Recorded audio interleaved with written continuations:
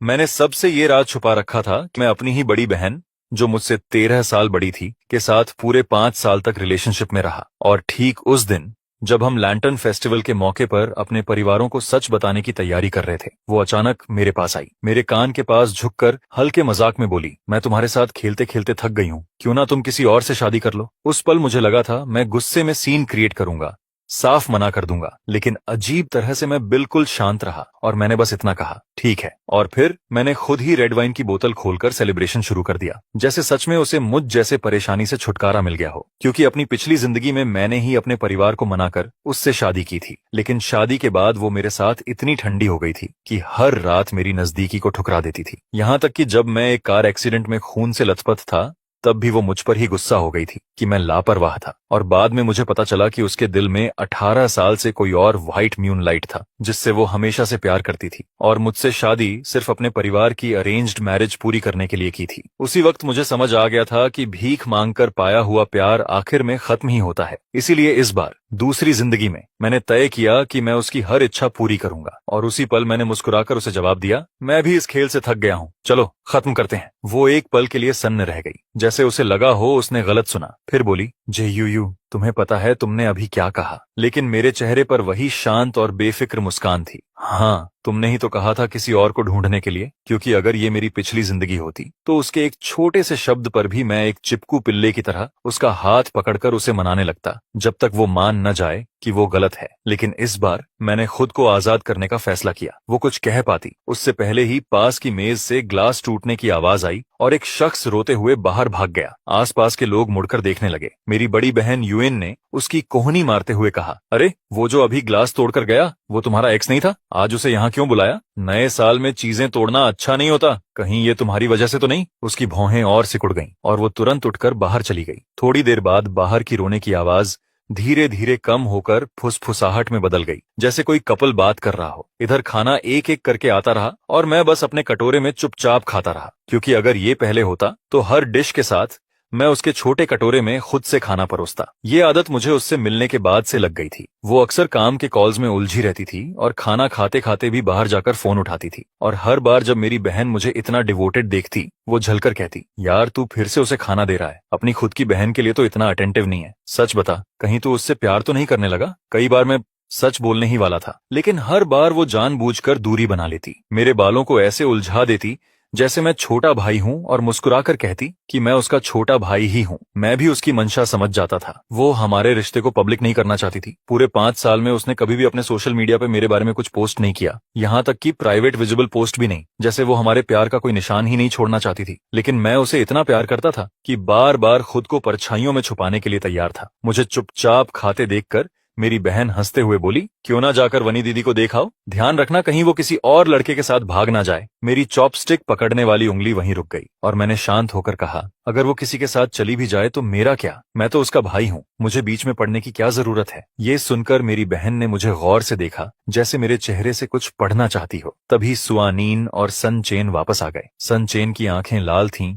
जैसे वो अभी अभी रोकर आया हो, और सुआनीन उसका हाथ पकड़कर उसे बार बार दिलासा दे रही थी। ये देखकर मेरी बहन ने ताली बजाते हुए कहा, अरे वाह, वैनिंग निन और सनचेन फिर से साथ आ गए। ये सुनते ही उसने अचानक मेरी तरफ देखा। उसकी आंखों में घबराहट की एक चमक आई। तुम क्या बेकार की बातें कर रही हो? वो और मैं तो बस पुराने क्लासमेट्स हैं, थोड़ा कंसर्न दिखा दिया तो क्या गलत है? मेरी बहन बिना झिझक उसके पास गई और बोली, मैं भी तो तुम्हारी पुरानी बेंचमेट हूँ, मेरे लिए थोड़ा कंसर्न नहीं दिखा सकती? सो वैन निंग हल्के से मुस्कुराई और उसे धक्का देते हुए हट गई। और सन चेन के उस नाजुक और उस पर निर्भर दिखने वाले रूप को देखते हुए मैंने अपनी बहन को पीछे खींच लिया और कहा, सिस, दूसरी बहन और भाई सन चेन की दुनिया डिस्टर्ब मत करो, जल्दी वापस आकर खाना खाओ। इतना कहते हुए मैंने सू वानिंग की तरफ एक चमकती हुई मुस्कान के साथ देखा और बोला, है ना दूसरी बहन? ये सुनते ही वो एक पल के लिए जड़ हो गई। उसकी आंखों में एक अजीब सा भाव था जिसे मैं समझ नहीं पाया, लेकिन आखिर में उसने कुछ नहीं कहा और बस सन चेन का हाथ पकड़कर वहां से चली गई। और जैसे ही वो दोनों टेबल से हटे, आसपास बैठे लोग फुसफुसाने लगे, मैंने पहले ही कहा था ना, व्हाइट मूनलाइट वाला प्यार बहुत ताकतवर होता है। आज की उनकी इंटरेक्शन देखकर लग रहा है फिर से साथ आ जाएंगे, किसी ने कहा। बिल्कुल, उस वक्त सन चेन को किडनी फेलियर के कारण तुरंत ट्रांसप्लांट चाहिए था और सुआनीन ने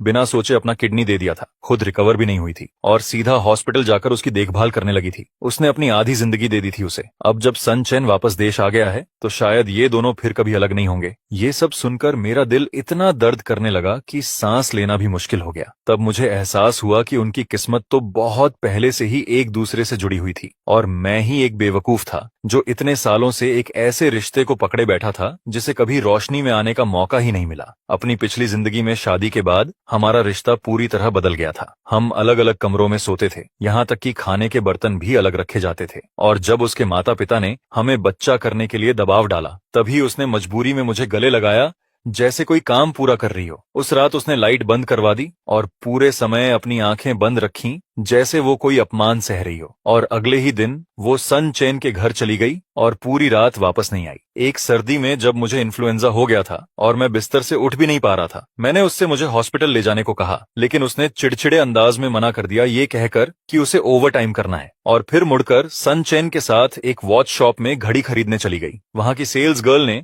उन्हें एक प्यार करने वाले कपल की तरह बधाई भी दी। और जब मेरा कार एक्सीडेंट हुआ और मैं सड़क पर खून से लथपथ पड़ा था, मैंने दर्द में उसे कॉल किया तो उसने झुंझलाकर कहा, सिर्फ एक एक्सीडेंट ही तो है, मर थोड़ी जाओगे, इतना क्यों चिल्ला रहे हो, खुद ही 120 पर कॉल कर लो, हॉस्पिटल बहुत बिजी है, अगर और कुछ नहीं है तो मैं कॉल काट रही हूँ। और जब मैंने दोबारा कॉल किया तो उसका फोन बंद था। उसी रात हॉस्पिटल के बिस्तर पर पड़े पड़े मैंने देखा कि सन चेन ने लगातार 8 पोस्ट्स डाली थी। हर एक में सू वन उसके साथ डिज्नीलैंड में उसके बर्थडे पर थी। हर 9 फोटो ग्रिड के बीच में दोनों किस करते हुए थे। उस पल मेरी जीने की इच्छा ही खत्म हो गई थी और आखिर में मैं ज्यादा खून बहने की वजह से मर गया। फिर भी सु वानिंग को लगा कि मैं उसके बर्थडे बैंक्वेट में एक्टिंग कर रहा हूँ। अब इस जिंदगी में जहां सु वानिंग के बिना कोई मेन कैरेक्टर नहीं था, सब अपने अपने में लगे हुए थे। मेरा भी मन नहीं लग रहा था। खाना खत्म करके मैं वहां से चला गया। पहले वो हर 3 मिनट में मुझे मैसेज करती थी, लेकिन आज रात वो असामान्य रूप से शांत थी। बाहर नए साल के पटाखों की आवाज गूंज रही थी, लेकिन मेरे अंदर जरा भी खुशी नहीं थी। रात के 1 बजे एक फायरवर्क ने मेरी खिड़की को रोशन किया और उसी समय सु वान, जो शायद ही कभी सोशल मीडिया पर कुछ पोस्ट करती थी, अचानक अपडेट किया। फोटो में सन चेन उसके कंधे पर सिर रखे गहरी नींद में था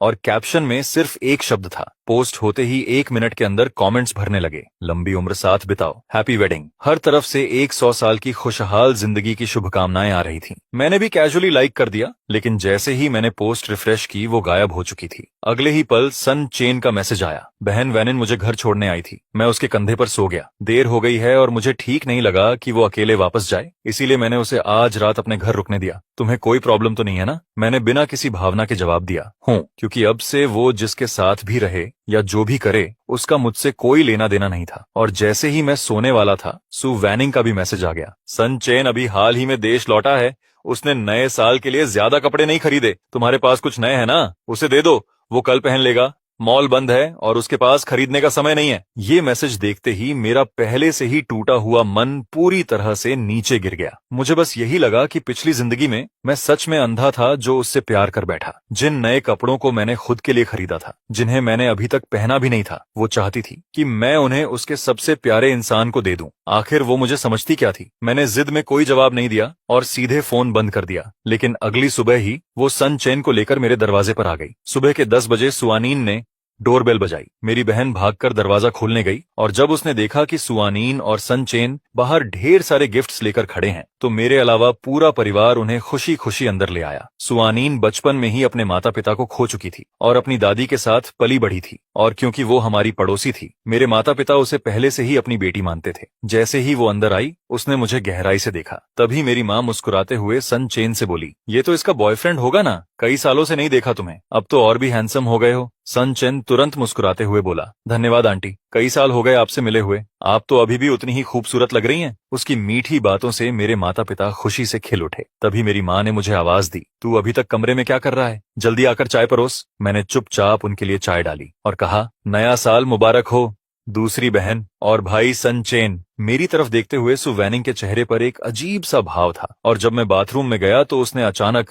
मुझे मैसेज किया, तुम किस बात पर नाराज हो? लेकिन मैंने उसे पूरी तरह इग्नोर कर दिया। दोपहर के खाने के वक्त हमारे बीच सीट को लेकर छोटा सा मामला हुआ। मैं अपनी यूजुअल जगह पर बैठ गया और सुआनिन बिना कुछ बोले मेरे बगल में बैठ गई, जो कि मेरी बहन की सीट थी। मेरी बहन ने देखा कि उसकी जगह कोई और बैठा है और फिर सन चेन के पास खाली सीट को देखा। अरे, मेरी सीट क्यों ले रही हो? जल्दी जाकर अपने बॉयफ्रेंड के पास बैठो। ये कहकर वो सुआनिन को खींचने लगी। थोड़ी सी खींचातानी के बाद आखिरकार सु वैनिंग मेरे सामने बैठ गई और मुझे गहरी नजरों से देखने लगी, लेकिन मैंने नजरें हटा ली और चुपचाप खाना खाने लगा। बीच में वो फोन कॉल लेने बाहर चली गई और सामने उसके खाली छोटे कटोरे को देखकर मैंने एक कौर निगला, लेकिन फिर भी उसे नजरअंदाज करने का फैसला किया। जब वो वापस आई तो उसने उस खाली कटोरे को देखा और फिर मुझे देखा। मेरी बहन ने तुरंत बात संभालते हुए कहा, हम सब यहाँ परिवार हैं, कोई तुम्हारा खाना नहीं छीनेगा, इसीलिए जेयूयू को परेशान मत करो। तभी मेरी माँ ने सुआनिंग को देखा और फिर मुझे एक मतलब भरी नजर से देखते हुए बोली, जेयूयू, इस साल तुम्हारी बहन वार्निंग अपना बॉयफ्रेंड घर लाई है, तुम कब अपनी गर्लफ्रेंड लेकर आओगे ताकि हम भी देख सकें। सुआनिन कुछ कहना चाहती थी, लेकिन मैंने पहले ही बोल दिया, पापा, मम्मी, अगर आपके पास कोई लड़की है तो मुझे मिलवा दीजिए। पहले मैं हमेशा ऐसे सवालों से बचता था, लेकिन इस बार मेरा जवाब सुनकर मेरी बहन की आंखों में आंसू आ गए। शाओयू, आखिरकार तुम्हें समझ आ गई, बस तुम हाँ कहो। डिनर के बाद मैं तुम्हें कुछ खूबसूरत लड़कियों से मिलवाती हूँ, मैंने हल्की मुस्कान के साथ कहा। ठीक है। सब हंसते बोलते रहे, लेकिन तभी सुआनिंग ने अचानक बीच में कहा, आंटी, मजाक मत कीजिए, सन चेन सिर्फ मेरा पुराना क्लासमेट है। मेरी माँ एक पल के लिए चौंक गई और सन चेन की मुस्कान वहीं जम गई। मेरी बहन ने माहौल और बिगाड़ते हुए कहा, तो मतलब अभी भी सिंगल हो? तो क्यों ना मैं तुम्हारी मुलाकात जोयू से करवा दूं। ये सुनकर मेरा पहले से ही उलझा हुआ दिल और कस गया। सुआनी ने उसे कोहनी मारी और कहा, छोड़ो भी, जेयूयू मेरा भाई है। मैंने गहरी सांस लेकर खुद को संभाला और मुस्कुराते हुए कहा, हाँ सिस, बेकार की बातें मत करो। सुआनिन मेरी दूसरी बहन है। डिनर के बाद सुआनिन सन चेन के साथ चली गई और अगले कुछ दिनों तक हमारा कोई कांटेक्ट नहीं हुआ। मैं अपनी जिंदगी वैसे ही जीता रहा, खाता पीता और हर क्लास गैदरिंग में एक्टिवली हिस्सा लेता रहा। नए साल के 5वें दिन की रात मेरी बहन की क्लास रियूनियन थी। उसने देखा कि मेरे पास कोई प्लान नहीं है, तो वो मुझे जबरदस्ती साथ ले गई। मैं पहले ही सोने जा रहा था और जाने से मना कर दिया, लेकिन उसने कहा, आज रात तुम्हारी दूसरी बहन की जिंदगी का सबसे इम्पोर्टेंट मोमेंट है, उसके भाई होने के नाते तुम्हें ये देखना चाहिए। और जब हम उस पार्टी में पहुंचे तब मुझे पता चला कि सन चेन आज की इस गैदरिंग में सु वैनिंग को प्रपोज करके उससे फिर से रिलेशनशिप शुरू करने वाला है। लोगों की बातों से साफ था कि जैसे ही सोन चेन वापस देश लौटा, उन दोनों के बीच के एहसास तेजी से फिर गर्म हो गए थे और उनके दोबारा साथ आने की संभावना बहुत ज्यादा थी। एक क्लासमेट जो ज्वेलरी शॉप में काम करता था, उसने कहा, वो स्वानिन परसों हमारी दुकान पर रिंग देखने आई थी। 90% चांस है कि वो सन चेन के लिए है। मैं अपनी बहन के लगभग सभी क्लासमेट्स को जानता था और जैसे ही मैं वहां पहुंचा, कई लोग मुझे देखकर ग्रीट करने लगे और मजाक में बोले कि मैं यहाँ मौजूद सिंगल लड़कियों में से किसी एक को चुन लूं। मैं भी हंसकर उनके साथ मजाक करता रहा, लेकिन थोड़ी दूरी पर खड़ी सु वार्निंग चुपचाप मुझे देख रही थी। बिना कुछ बोले डिनर शुरू होने से पहले सन चेन मुझे अलग ले गया और बोला, जेयूयू, मुझे पता है वैनिंग तुम्हारी बात बहुत मानती है, वो तुम्हारी हर बात सुनती है, तो जब मैं बाद में अपने दिल की बात कहूंगा तुम मेरे लिए कुछ अच्छा बोल देना, ठीक है? इससे हमारे फिर से साथ आने के चांसेस और बढ़ जाएंगे। बाहर से वो शांत और सज्जन लग रहा था, लेकिन उसके अंदर की नीयत साफ नहीं थी। उसे पता था कि मैं सु वार्निंग को पसंद करता हूँ, लेकिन क्योंकि वो हमारे रिश्ते को पब्लिक नहीं करना चाहती थी, मुझे सब कुछ सहकर चुप रहना पड़ता था और वो इसी कमजोरी का फायदा उठाकर मुझे अंदर ही अंदर तोड़ना चाहता था। लेकिन उसे ये नहीं पता था कि अपनी पिछली जिंदगी जीने के बाद मैं पहले ही सु वैनिंग को छोड़ चुका हूँ। इसीलिए मैंने उससे भी ज्यादा चमकती मुस्कान के साथ कहा, बिल्कुल चिंता मत करो, मैं तुम दोनों की जरूर मदद करूंगा। वो मुस्कुराया और वापस प्राइवेट रूम में चला गया। डिनर टेबल पर पता नहीं सु वार्निंग को क्या हो गया था, वो बार बार मेरे कटोरे में खाना डालने लगी, बिल्कुल वैसे ही जैसे पहले मैं उसके लिए करता था। तभी वेटर एक नई गरम चिकन डिश लेकर आया और जैसे ही उसने एक टुकड़ा उठाकर मेरे कटोरे में डालना चाहा, मैंने तुरंत अपना हाथ बढ़ाकर कटोरा ढक लिया और मुस्कुराकर कहा, दूसरी बहन, मैं अब बड़ा हो गया हूँ, खुद कर सकता हूँ, ये सन चेन के कटोरे में डाल दो। वो चिकन का टुकड़ा हवा में ही अटक गया। माहौल थोड़ा ऑकवर्ड हो गया। तभी सन चेन ने अपना कटोरा आगे बढ़ाते हुए कहा, सिस्टर वार्निंग, कौन जानता है शायद जोयू के दिल की लड़की यही मौजूद हो, उसके लिए इतना मत सोचो। उसके इतना कहते ही बाकी क्लासमेट्स एक एक करके उठने लगे और सन चेन के साथ ड्रिंक करके उसे वेलकम करने लगे। जैसे ही उसने ग्लास उठाया, सु वैनिंग ने तुरंत वो छीन लिया और बोली, सन चेन को शराब नहीं सहन होती, ये मैं उसके लिए पीती हूँ। और फिर उसने एक ही घूंट में पूरा ग्लास खत्म कर दिया। सब लोग तालियां बजाने लगे। वो एक के बाद एक ग्लास पीती गई और उसका चेहरा हल्का लाल होने लगा। तभी सन चेन ने उसका हाथ पकड़कर रोका।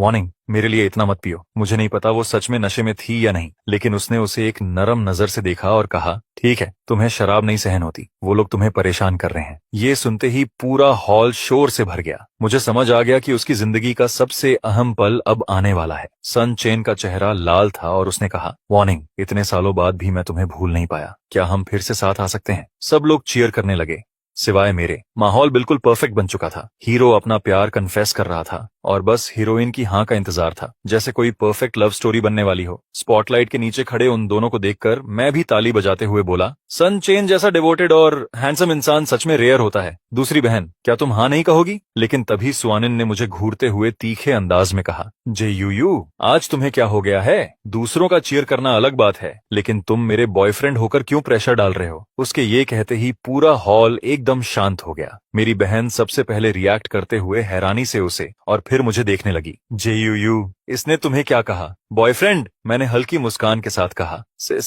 दिख नहीं रहा? दूसरी बहन नशे में है, बस मजाक कर रही है। लेकिन सुआनीन साफ नाराज थी। उसने सन चेन को एक तरफ किया और मेरी तरफ बढ़ी, और जैसे ही मैं एक कदम पीछे हटा तभी उसके पीछे से ग्लास टूटने की आवाज आई। हम सबने मुड़कर देखा तो सन चेन की पिंडली कांच से कट चुकी थी। ये देखते ही सु वैनिंग ने सब कुछ छोड़ दिया और तुरंत उसे उठाने के लिए दौड़ी। उसकी चोट देखकर उसके चेहरे पर चिंता साफ दिख रही थी। सन चेन ने पहले मुझे एक साइड ग्लांस दिया और फिर सु वार्निंग से बेचारगी से कहा, वार्निंग, इतने लोग देख रहे हैं, जल्दी मुझे छोड़ दो, नहीं तो लोग हमारे रिश्ते को गलत समझेंगे। और छोटा भाई जोयू भी लगता है आज मूड में नहीं है, क्या तुम उसे देखने नहीं जाओगे? उसकी आवाज ना बहुत ऊंची थी न धीमी, बस इतनी कि मेरे कानों तक साफ पहुंच जाए। उसने जानबूझकर ये बात कही थी ताकि सुआनीन सबके सामने हमारा रिश्ता साफ करे, लेकिन उम्मीद के उलट वो गंभीर चेहरा बनाए चुप रही और कुछ नहीं बोली। सन चेन ने मुझे एक नजर देखा और फिर उससे कहा, इसे छोड़ो, पहले मुझे हॉस्पिटल ले चलो। और वो उसे सहारा देकर प्राइवेट रूम से बाहर ले गई। उनके जाते ही मेरी बहन तुरंत मेरे पास आकर बोली, वो सुआनी तो कभी नशे में नहीं होती, सच सच बता, तुम दोनों के बीच क्या चल रहा है? मैंने सिर हिलाकर कहा, कुछ नहीं। शायद सन चेन बहुत अचानक बोल गया और वो समझ नहीं पाई। वो और पूछना चाहती थी, लेकिन मैंने बात टाल दी। खाना खत्म होते ही मैं बहाना बनाकर निकल गया और पार्टी के बाद अकेला सड़क पर चलता रहा। चारों तरफ कपल्स और छोटे छोटे ग्रुप्स थे। सबके चेहरों पर मुस्कान थी। लोग पटाखे जला रहे थे, लेकिन मेरे अंदर कुछ भी महसूस नहीं हो रहा था। जब मैं अपने बिल्डिंग के नीचे पहुंचा तो वहां सु वार्निंग खड़ी थी। मैंने कदम तेज किए और गेट की तरफ बढ़ा, लेकिन वो एक कदम आगे आकर मेरे सामने खड़ी हो गई। मैंने उसे अवॉइड करना चाहा, लेकिन उसने मुझे जोर से खींचकर अपनी बाहों में भर लिया। अगर ये मेरी पिछली जिंदगी होती तो शायद मैं उस गर्माहट को महसूस करना चाहता, लेकिन अब मैंने उसे ठंडेपन से अलग कर दिया और कहा, दूसरी बहन, ये मेरे घर के नीचे है, अगर मम्मी पापा देख लेंगे तो गलत समझेंगे। वो एक पल के लिए रुक गई और उसका हाथ धीरे धीरे वापस चला गया। फिर उसने पूछा, आज तुम्हें क्या हो गया है? तुम भीड़ के साथ मिलकर क्यों चीयर कर रहे थे? मैंने कंधे उचकाकर कहा, क्या गलत था? सन चेन अभी तक तुम्हें नहीं भूल पाया और तुमने कभी उसके लिए अपनी जान तक दांव पर लगा दी थी। मुझे लगता है तुम दोनों एक अच्छी जोड़ी हो। फिर से साथ आना तो स्वाभाविक है। मैं सच बोल रहा था, लेकिन उसने इसे अलग तरह से लिया। वो जो कभी मुस्कुराती नहीं थी, उसके चेहरे पर हल्की मुस्कान आई और बोली, और तुम अपनी पहचान भूल गए हो? वो कौन था जो कहता था कि अगर मैं किसी भी आदमी के करीब गई तो? इससे पहले कि वो पूरा बोलती, मैंने हाथ उठाकर उसे रोक दिया। सुआनीन, हम पहले ही खत्म कर चुके हैं। वो फिर से जमसी गई और जब उसे यकीन हो गया कि मैं मजाक नहीं कर रहा हूं तो वो घबरा गई। किसने कहा कि हम खत्म हो गए? मैं इसकी इजाजत नहीं देती। मैंने शांत होकर कहा, तुम इजाजत नहीं देती तो क्या? तभी पीछे से मेरी बहन की आवाज आई। मैंने पलटकर मुस्कुराते हुए कहा, दूसरी बहन सन चेन को एक वॉच देना चाहती है, इसलिए मुझसे पूछने आई थी कि आपको लोग किस तरह की स्टाइल पसंद करते हैं। कह रही थी, अगर मैं ठीक से जवाब नहीं दूंगा तो मुझे घर में नहीं जाने देगी। ये सुनते ही सु वैनिंग का चेहरा बदल गया। उसने मेरा हाथ पकड़ लिया और कुछ कहने ही वाली थी कि मेरी बहन ने बीच में बोल दिया, अगर सन चेन के लिए है तो उससे खुद पूछो, मेरे भाई से क्यों पूछ रही हो? या तुम जोयू को वॉच देना चाहती हो? ये सुनकर उसके गाल हल्के लाल हो गए। मैंने उसके हाथ की उंगलियां एक एक करके हटाई और कहा, जब तुमने सन चेन के साथ फिर से शुरू करने का फैसला कर लिया है दूसरी बहन, तो अभी उसके पास क्यों नहीं जाती? उसकी टांग घायल है, उसे किसी की जरूरत है। ये सुनते ही उसने आवाज ऊंची कर दी, जोयू, तुम्हें पता है तुम क्या बोल रहे हो? किसने कहा कि मैं उसके साथ फिर से शुरू कर रही हूँ? उसे मुझ पर चिल्लाते देख मेरी बहन भी चिढ़ गई। स्वानिन, तुम्हें क्या हो गया है? तुम रिकंसाइल करो या ना करो, ये तुम्हारा और सन चेन का मामला है। गुयू पर क्यों गुस्सा निकाल रही हो? मैं देख सकता था कि स्वानिन फिर भड़कने वाली है। तभी मेरी बहन ने मुझे कोहनी मारी, चलो,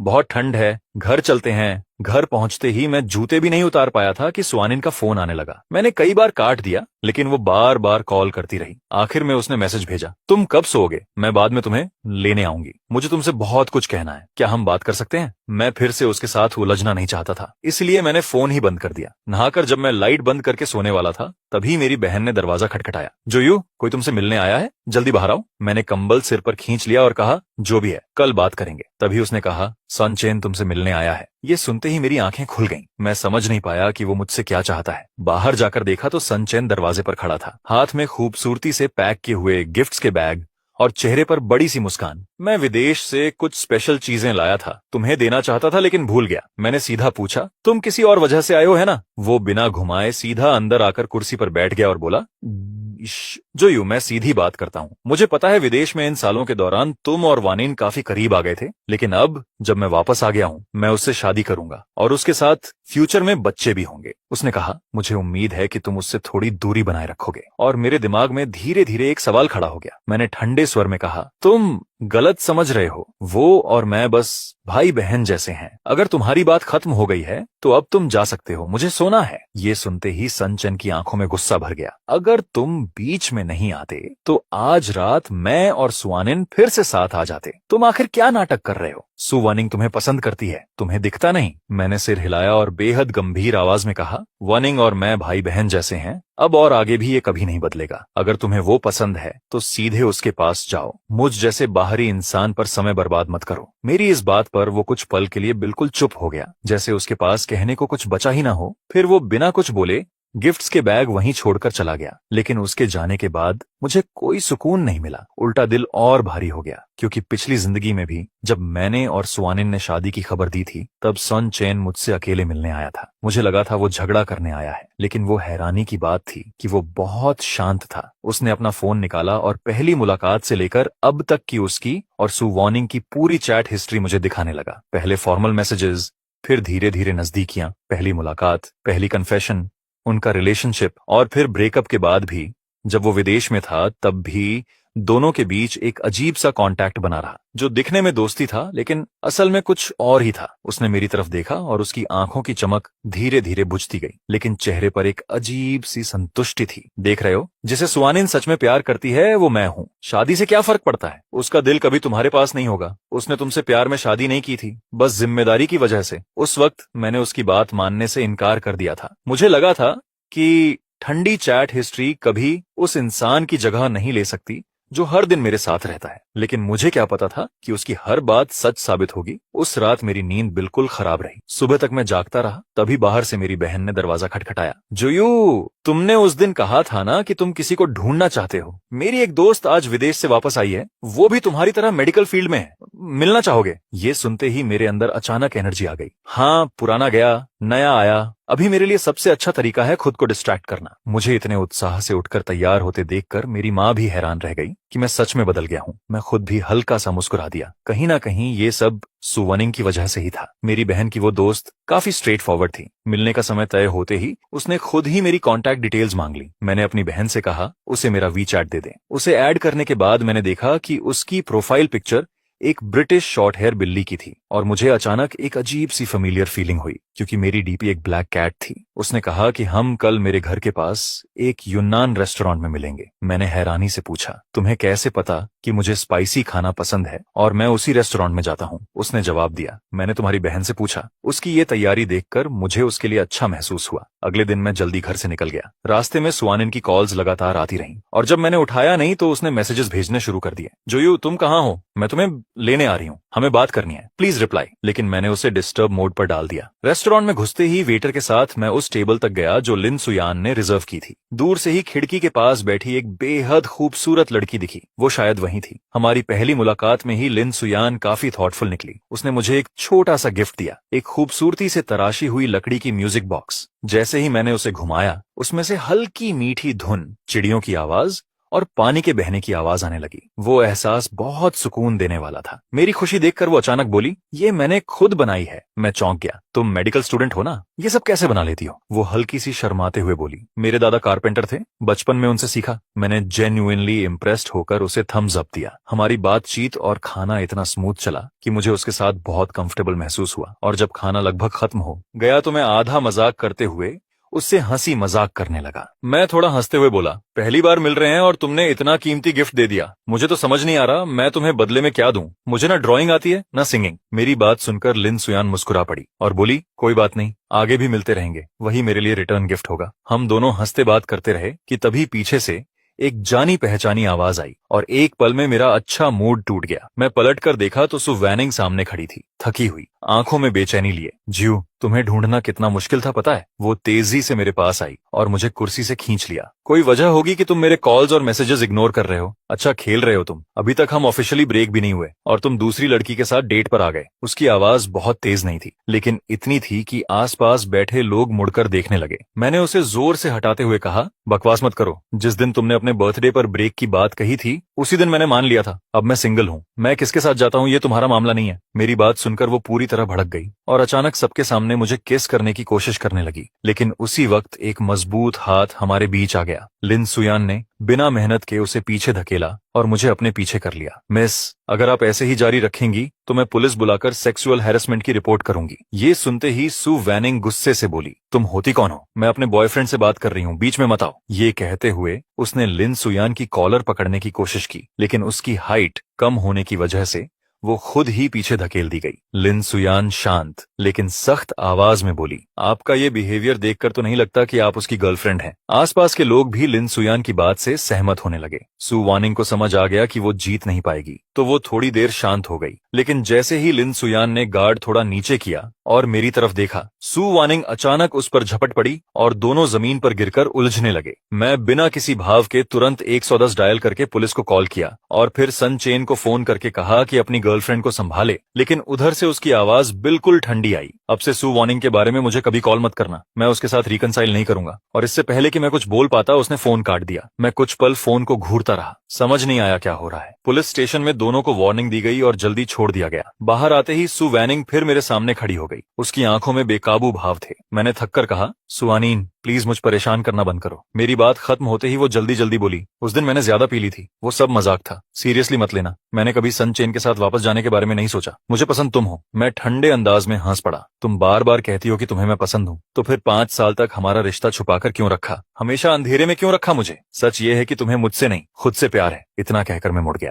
वो मेरे पीछे आना चाहती थी, लेकिन लिन सुयान ने रास्ता रोक लिया और सु वैनिंग वहीं खड़ी रह गई। हमें जाते हुए देखती रही, लेकिन मुझे क्या पता था कि वो पलटकर हमारे रिश्ते को पूरी दुनिया के सामने अनाउंस कर देगी। अगली सुबह मैं अभी ठीक से जागा भी नहीं था कि मेरी बहन ने दरवाजा खटखटाया। मैंने उनींदी आंखों से दरवाजा खोला तो देखा सु वानिंग और मेरी बहन दोनों बाहर खड़ी थीं। मैं इंस्टिंक्टिवली दरवाजा बंद करने वाला था, लेकिन मेरी बहन ने रोक लिया। जेयूयू, सु वैनिंग ने सब कुछ बता दिया है, मैंने ठंडे स्वर में कहा। मुझे कुछ एक्सप्लेन करने की जरूरत नहीं है, वो और मैं बस स्वान सिबलिंग्स हैं। मेरी बहन फिर बोली, लेकिन उसने कहा कि तुम दोनों 5 साल रिलेशनशिप में थे, ये सब क्या है? ये सुनकर मैं हंस पड़ा। 5 साल रिलेशनशिप? दूसरी बहन, क्या तुम्हारे पास कोई प्रूफ है? सु वानिंग कुछ कहना चाहती थी, लेकिन उसके पास कोई जवाब नहीं था। 5 साल में उसने कभी मेरे बारे में एक भी सोशल मीडिया पोस्ट नहीं डाली। अगर कुछ था भी तो सिर्फ हम तीनों की ग्रुप फोटोज। 5 साल में हमारे गिफ्ट्स भी बस खाने पीने तक ही सीमित थे। वो कभी कोई ऐसा निशान छोड़ना ही नहीं चाहती थी जिससे हमारा रिश्ता साबित हो सके। मैं पहले कंफ्यूज्ड रहता था, दिल में शिकायत भी थी, और वो हमेशा कहती थी कि मैं अभी छोटा हूँ, फैमिली अपोज करेगी। लेकिन अब मैं छोटा नहीं हूँ। मैं 18 साल की उम्र से उसके साथ रिलेशनशिप में था। अब मैं 23 साल का हूँ। मेरी बात सुनकर सुआनीन जैसे कुछ सोचने लगी और जल्दी से बोली, तुम्हारे फोन में हमारी फोटोज नहीं है? निकालो और अपनी बहन को दिखाओ।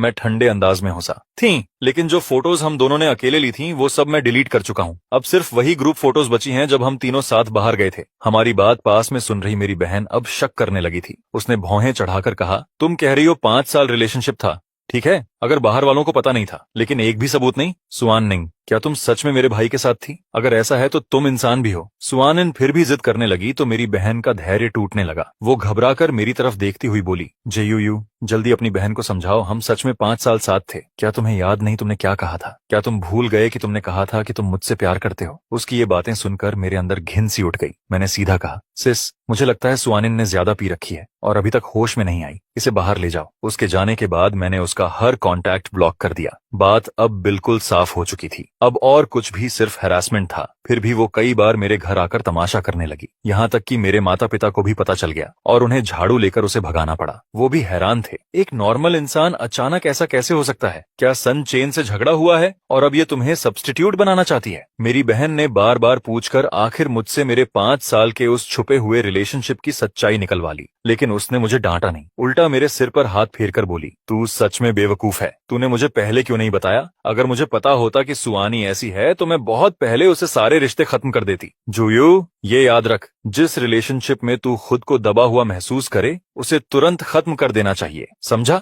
मैंने चुपचाप सिर हिला दिया। छुट्टियां खत्म होते ही मैं वापस हॉस्पिटल में काम पर लौट आया। नर्स स्टेशन पर फीमेल कॉलीग्स बात कर रही थीं कि सर्जरी डिपार्टमेंट में एक नई डॉक्टर आई है, बहुत खूबसूरत और विदेश की टॉप मेडिकल यूनिवर्सिटी की टॉपर। जब मैंने सुना उसका सरनेम लिन है तो मेरा दिल एक पल के लिए रुक सा गया, लेकिन मैंने खुद को समझाया कि दुनिया इतनी भी छोटी नहीं होती। मगर उसी सुबह हॉस्पिटल के एंट्रेंस पर बैनर्स लगे थे और बाकायदा वेलकम मीटिंग रखी गई थी। तभी मुझे पता चला कि वो नई डॉक्टर सच में लिन सुयान ही है। सबकी तालियों के बीच उसने मुझे देखा और मुस्कुरा दी, इतनी देर तक कि सब लोग उसकी नजर फॉलो करते हुए मेरी तरफ देखने लगे। मेरे पास खड़ी कोलेग ने मुझे कोहनी मारकर पूछा, क्या बात है, जानते हो उसे? मैंने जल्दी से झूठ बोला, नहीं, आज ही पहली बार मिल रहा हूँ डॉक्टर लिन से। लेकिन मेरी बात खत्म होते ही लिन सुयान सीधे मेरे पास आ गई और हाथ बढ़ाकर बोली, जुयू, क्या कोइंसिडेंस है? और पूरे हॉल में फुसफुसाहट शुरू हो गई। 1 महीने के अंदर पूरे हॉस्पिटल को पता चल गया कि लिन सुयान मुझे परस्यू कर रही है। वो रोज मुझे शिफ्ट के बाद वेट करती, नाइट ड्यूटी में स्नैक्स लेकर आती। उसकी केयर से मेरा वजन भी 1 किलो बढ़ गया। हमारे बीच का रिश्ता धीरे धीरे एम्बिग्युअस हो गया था। बस एक पतली सी परत बाकी थी जिसे हम दोनों ने अभी तक पार नहीं किया था। लेकिन जो मैंने कभी सोचा भी नहीं था वो हुआ। एक दिन हॉस्पिटल में मुझे फिर से सू वानिंग दिख गई। 2 महीने से ज्यादा हो गए थे उसे देखे हुए और इस बार वो एक लड़के को डॉक्टर दिखाने लाई थी। उस लड़के का चेहरा देखकर मैं एक पल के लिए चौंक गया। वो थोड़ा बहुत मेरी तरह दिखता था। तभी सू वानिंग ने मुझे देख लिया। वो भी रुक गई और फिर मेरी तरफ चलने लगी। मैं भीड़ के बीच से निकलकर एलिवेटर की तरफ बढ़ गया, उससे दूर जाने के लिए। लेकिन अचानक मैं किसी से टकरा गया। लिन सुयान थी। उसने मुझे हटाया नहीं बल्कि और करीब खींच लिया, जैसे जानबूझकर मुझे अपने पास रख रही हो। लोग देखने लगे। मैंने सिर घुमाकर देखा, एलिवेटर का दरवाजा बंद होने वाला था। उस सिकुड़ती हुई दरार के बीच मैंने सू वानिंग के चेहरे पर खालीपन देखा। लेकिन इस बार मेरे दिल में कुछ भी नहीं हिला, बस एक ही ख्याल आया, अलविदा सू वानिंग, अब मेरी बाकी जिंदगी में तुम्हारा कोई जगह नहीं है, बिल्कुल भी नहीं।